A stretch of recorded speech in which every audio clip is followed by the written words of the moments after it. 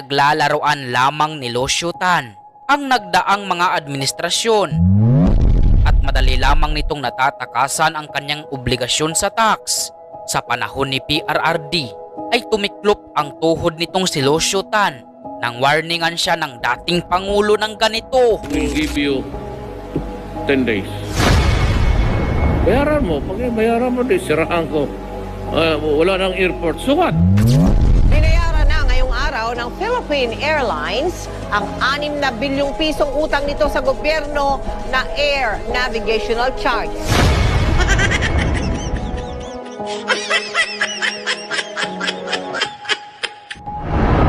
Nasubrahan naman sa kakapalan ang Maynilad nang singilin nito ang gobyerno sa di umano'y danyos nito sa kanilang kumpanya. Sinisingil ng Maynilad ang gobyerno na mahigit 3 bilyong pisong kabayaran daw sa nawalang kita ng kumpanya matapos pigilan ang MWSS. Subalit ito ang matapang na tugon ni PRRD sa kanila. Sabihin mo sa mga nila, ni 5 centimos hindi ko sila babayaran. Bibirahin ko sila. Ipit-ipitin niyo ako ng kaso. Mangyari talaga ang hindi ninyo gusto. Sabi ko, gusto ko makita itong mga ng mga bilyonaryo na ito sa loob ng prisuhan. Let us stop this business of milking the people. If a kind of economic sabotage, and I will arrest them. Umatas sa paniningil ng bilyon-bilyong pisong danyo sa gobyerno ang Manila Water at Maynilad. 7.4 billion. Opo sir, susunod po kami sa kagustuhan ng gobyerno at ng pamahalaan at ng Pangulo po. Sang-ayon po kami sa direktiba ng Presidente, sa kagustuhan ng Presidente, wag na ho naming habulin yung historical arbitral award sa amin. Para Huwag mong subukan. Masisira ang buhay mo. Inakala naman ng Mighty Corporation na maiisahan nila ang pamahalaan noon sa pamamagitan ng pamimiki ng tax stamps upang maiwasan ang pagbabayad ng buhis sa ating pamahalaan.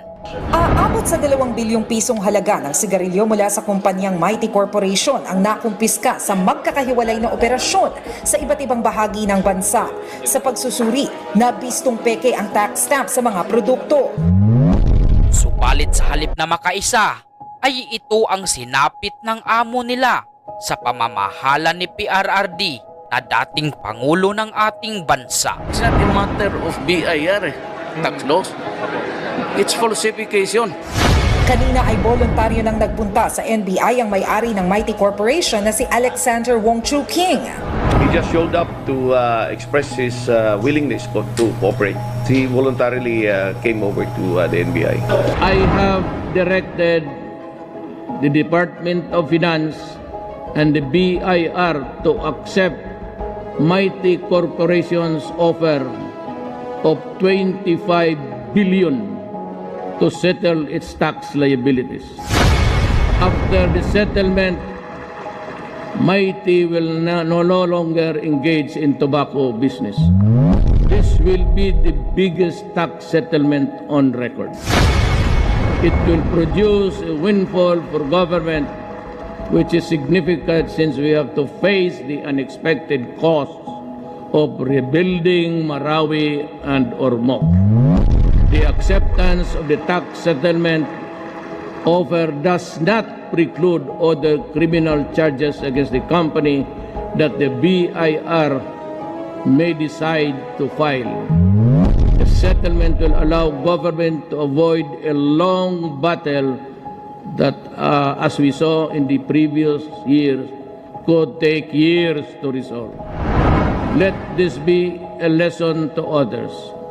This administration will spare no one found cheating the government of its due.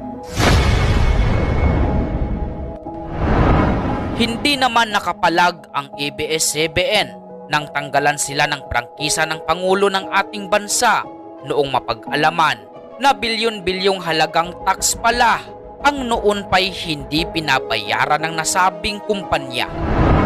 Ikaw, ABS-CBN, you're a mouthpiece. Ang inyong franchise mag-end next year. We are expecting na ma-renew yan. I'm sorry. You're out. Itong ABS, mag-expire ang contract ninyo, mag-renew kayo, aywan ko lang kung ang mangyari sa inyo. Ako pa sa iyo, pagbili na ninyo yan. Nitong February 10 naman, naghain ng quo warranto petition sa Supreme Court ang Solicitor General dahil sa mga umano'y franchise violation. Dahil naman sa patuloy na pagpapakalat ng maling balita, ay binara na ni PRRD ang Rappler ni Risa at tuluyan na nitong hindi binigyan ng prangkisa ang isa sa mga bias media. Rappler,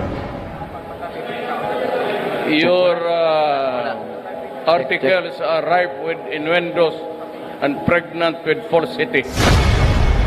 We do not intervene in the affairs of the armed forces. We are just an office that receives complaints or papers for reference and we transmit them to the proper agency. We do not get any money. We are not interested in that. Para sa alaman ninyo, you can stop your suspicious mind from roaming somewhere else. But since you are a fake news outlet, then I am not surprised that your articles are also fake. Now we can debate now. Tell me where is our lies and I'll tell you where are yours.